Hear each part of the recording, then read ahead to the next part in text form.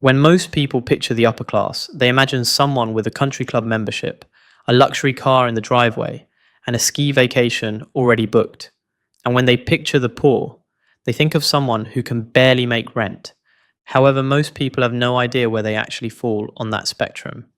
And the numbers that define each class, they're probably not what you think. Have you ever scrolled past someone's European vacation photos or their brand new Tesla and wondered, where exactly do I fit? Maybe you've lain awake staring at your bank balance, trying to figure out if you're ahead or behind. Or maybe you've heard people throw around terms like middle class or upper middle class and had no idea what those actually mean in real dollar amounts. Today, we're pulling back the curtain. We're going to break down the real net worth numbers that separate poor, middle class, and rich in America, based on actual US Census and Federal Reserve data. And we're going to show you what life inside each of those classes genuinely looks like. Some of what you're about to hear will surprise you. Some of it might be a relief, and some of it might be the wake-up call you didn't know you needed. What is net worth, and why does it matter? Before we get into the numbers, let's get clear on what we're measuring, because most people confuse income with wealth. Net worth is not how much you make, it's what you own minus what you owe. Say you have a house worth $300,000, a retirement account with $80,000, and $10,000 in your checking account. That's $390,000 in assets. Now subtract your $220,000 mortgage and $30,000 in student loans. Your net worth is $140,000. Net worth is a better measure of wealth than income because it captures your financial habits over time. A person earning $200,000 a year but spending every dollar of it is not wealthy. A janitor quietly investing $100 a month for 40 years might end up with more real wealth than that six-figure earner. So, what does net worth look like across America?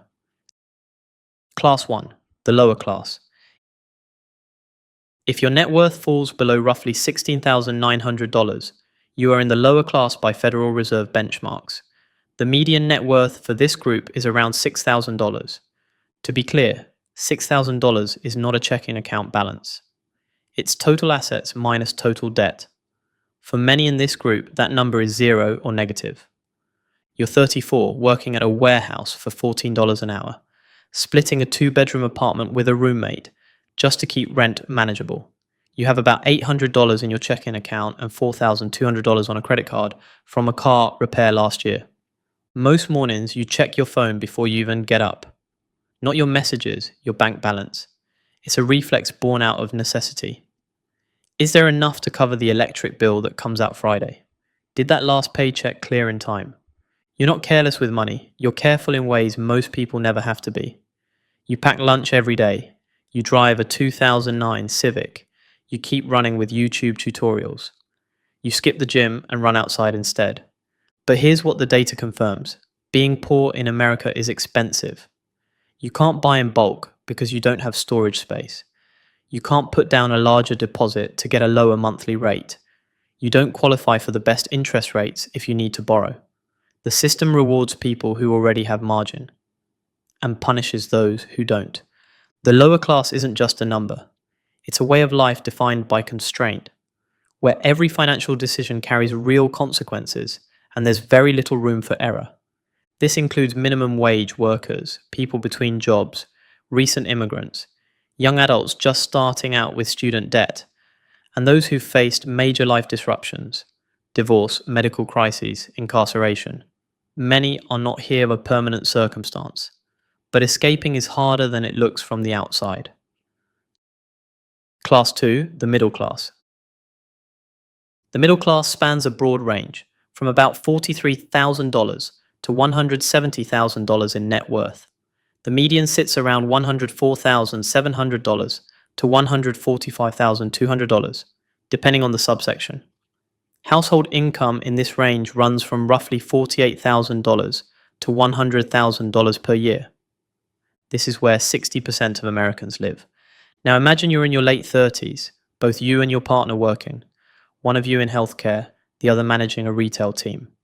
Combined, you bring in about $95,000 a year.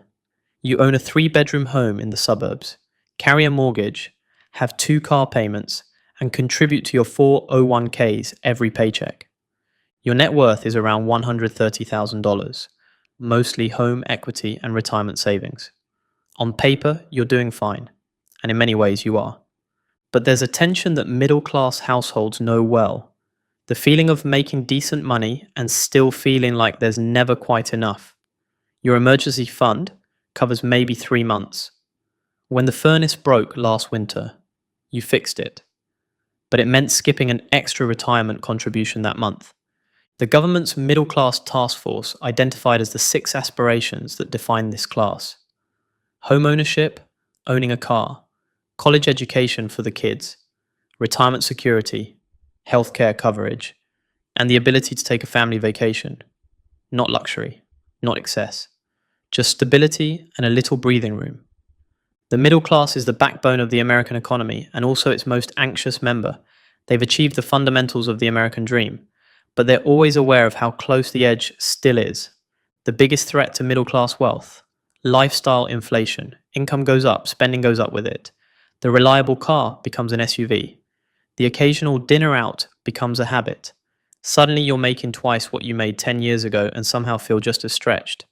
The middle class that builds real wealth is the one that resists this trap, that saves the raise instead of spending it, that keeps their expenses flat while their income grows.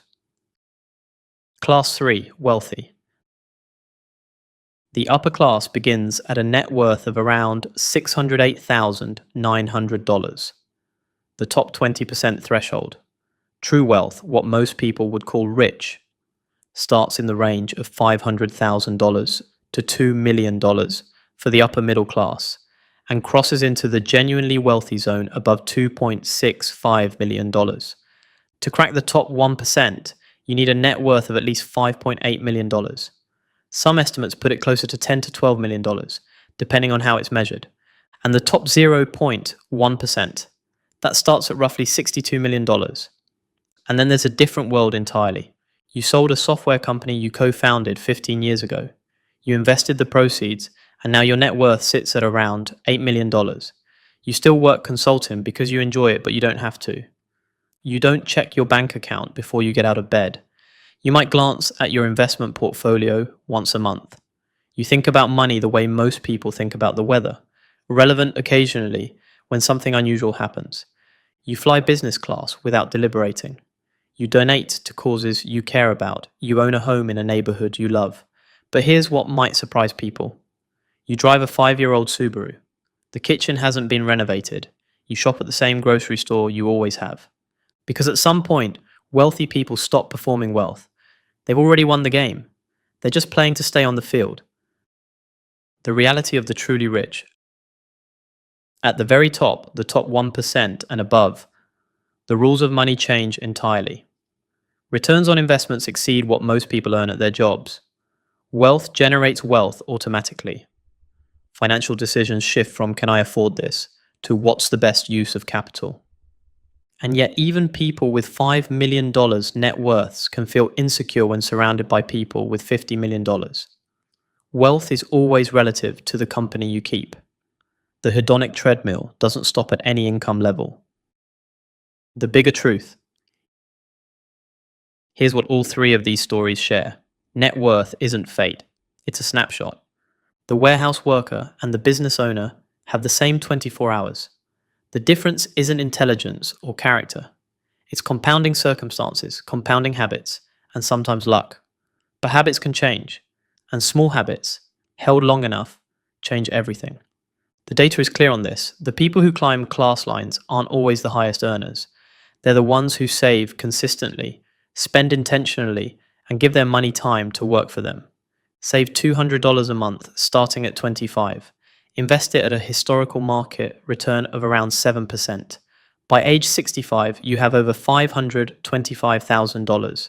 That's upper class territory from $200 a month. Geographic location matters too.